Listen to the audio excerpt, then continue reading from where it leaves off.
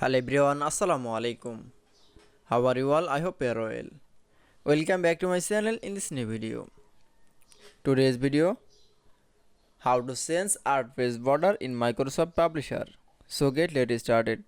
At first, open your Publisher document. In this video, now I can see change art page border. Now going to the format menu option, then click.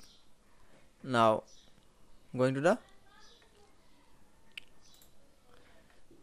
shape outline option. Now select from width option, then click for more lines option. Then we show the new interface, then select from border art option.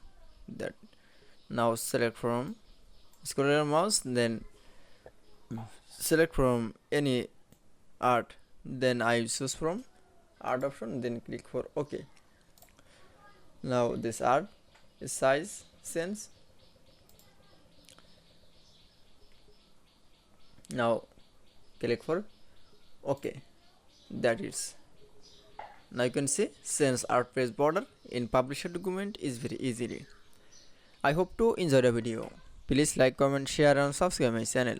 Thanks for watching.